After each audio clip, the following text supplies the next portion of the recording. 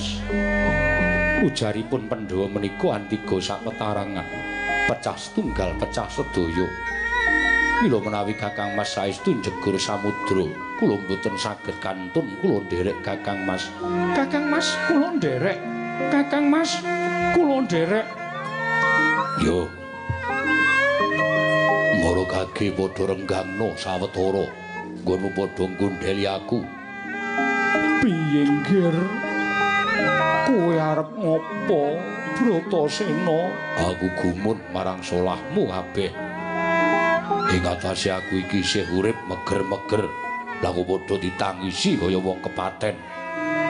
Kowe kabeh padha duwe penemu yen aku nyemplung segara mesti mati. Penemu kaya mengkono mau sak karepmu nanging mung wing Werkudara pati uriping manungsa. Ora gumantung segara utawa daratan. Wong urip ana ing daratan kang cepak bilahine ya ora kurang, kosok baline ya ora sithik. Wong kang uripe ana tengah segara.